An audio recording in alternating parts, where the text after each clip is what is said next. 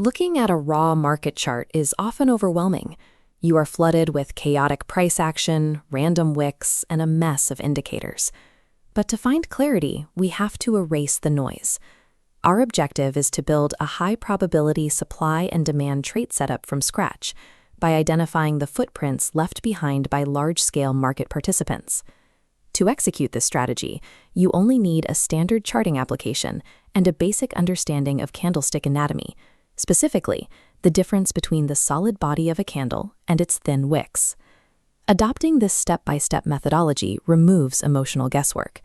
Instead of reacting to random price movements, you're following an objective, repeatable blueprint. Step 1 is identifying the overall market direction. We only want to place trades that align with the active trend. A trend is confirmed when price forms a clear 1, 2, 3 move, followed directly by a structural breakout above the previous high point. This simplified line chart shows the structure of an uptrend. As price moves in an upward zigzag, it breaks past resistance to create a higher high. More importantly, it leaves behind a protected swing low. As long as the price stays above that protected low, the uptrend remains intact. Step 2 is locating the exact origin of that upward push. We do this by focusing on the lowest point of the most recent swing to isolate the specific candlestick that initiated the move. For a zone to be valid, we apply a strict momentum rule. We need to see 3 consecutive green candlesticks with large bodies shooting upward. This aggressive move shows a significant imbalance where buyers completely overwhelmed sellers. To draw your demand zone, map a rectangle directly over the wick of the final red base candle that formed right before the green surge. Then extend that box horizontally to the right. If you see slow, sideways price movement instead of those 3 momentum candles, you must skip the setup. A lack of momentum suggests there isn't enough institutional interest to support a trade. By strictly enforcing this 3-candle rule, you filter for high-velocity momentum and avoid getting caught in weak sideways noise.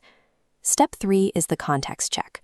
Before finalizing any trade plans, you have to zoom out to a higher time frame to see the bigger picture. This zoomed-out chart shows our demand zone at the bottom and a thick resistance line mapping the next major hurdle above it. That massive gap of empty space indicates the price has room to move before hitting a ceiling. Conversely, if your setup forms with the current price pressing directly into a higher timeframe resistance level, your path is blocked. Taking a long position here offers very little profit margin relative to the risk. Step 4 begins once macro safety is confirmed. You zoom in, dropping to a lower time frame, for example, moving from a 4-hour chart down to a 15-minute chart. Now you enter the waiting period. You must watch the smaller candlesticks as they drift downward toward your established macro demand zone. Resist the temptation to enter the trade early. Markets often sweep premature entries, using those in patient positions as liquidity for the actual move. Pairing macro-level spatial awareness with micro-level patience protects your capital from both structural dead ends and common psychological traps. Step 5 is finding your entry trigger. When the price finally touches your demand zone, you look for a specific pattern called a liquidity grab. Looking at the candles inside the demand zone box, a bullish liquidity grab occurs when a red candle dips its wick sharply below a previous localized low point. For the pattern to be valid, the very next green candle must rapidly reject those lower prices and close back inside the structural range. This specific sequence, the sudden sweep downward, the rapid rejection, and the strong closure upward, indicates that buyers are successfully defending this zone. You execute your entry order the exact moment that green confirmation candle closes. Risk management is non-negotiable. Your stop loss must be placed safely below the bottom boundary of the entire demand zone box. Finally, your take profit targets that major higher timeframe resistance level we established during the context check. You can see how the red risk box stays tight at the bottom, while the green reward box captures the projected move. Waiting for a verified liquidity grab inside a proven macro zone turns a risky guess into a systematic, rule-based execution. We started with a chaotic screen. Now, by applying these 5 steps, we have a fully realized dual timeframe trade entry with precise risk parameters. Keep in mind that even the best setups will occasionally fail.